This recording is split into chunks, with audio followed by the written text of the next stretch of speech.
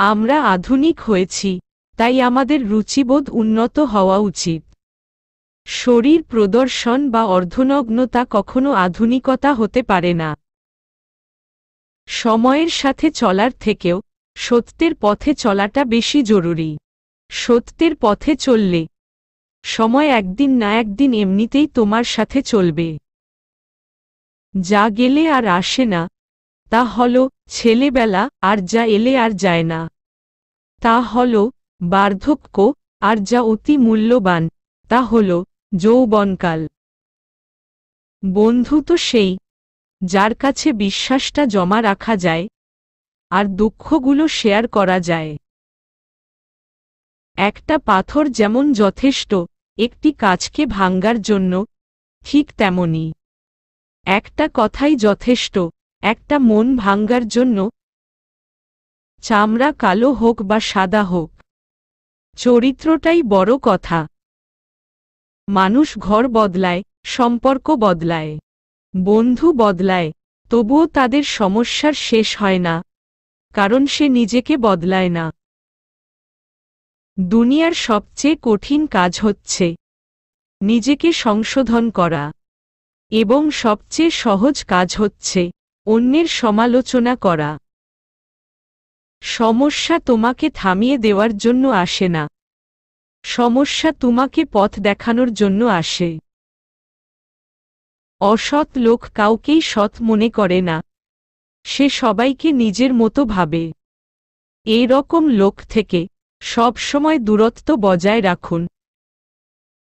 ছোট ছোট ভুল থেকে শিক্ষা নিতে শিখো। মনে রাখবেন, হোঁচট সবসময় ছোট ছোট পাথরের সাথে লেগেই খেতে হয়, পাহাড়ের সাথে নয়। অহংকার রূপের জন্য নয়, গুণের জন্য থাকা উচিত। মানুষ কখনো ব্যর্থ হয় না, হয় সে জিতবে, না হলে সে শিখবে। যারা কাজ করে ও স্বপ্ন দেখে, ঈশ্বর তাদের সাহায্য করেন। নিজে কষ্ট পেয়ে যদি অন্যের হাসির কারণ হতে পারো, তাহলে তোমার এই জন্ম সার্থক। পরিস্থিতি মানুষকে অনেক কিছু শেখায়, যেমন একা চলতে শেখায়, নিজের পায়ে দাঁড়াতে শেখায়, বাস্তবতা শেখায়, চেনা মুখাইশের আড়ালে অচেনা মানুষকে চিনতে শেখায়। যখন তুমি কোন ঘটনায় মানসিকভাবে আঘাত পাও, বুঝার চেষ্টা করো সেটা কেন হলো। জীবন মাঝে মাঝে পরবর্তী সময়ের প্রস্তুতি হিসেবে শিক্ষা দিয়ে থাকে।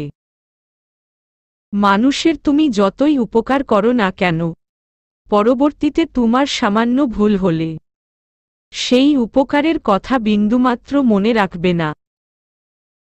টেনশন আর মানসিক চাপে তারাই বেশি থাকে, যারা নিজের চেয়ে অন্যের কথা বেশি ভাবে।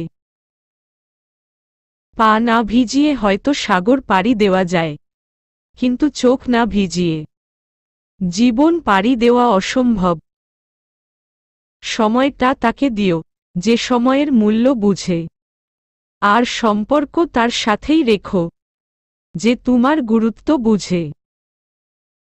স্ত্রীকে পেয়ে মায়ের ভালোবাসা ভুলে যেও না, মনে রেখো স্ত্রী তোমার সহধর্মিণী, আর মা তোমার গর্ভধারিণী।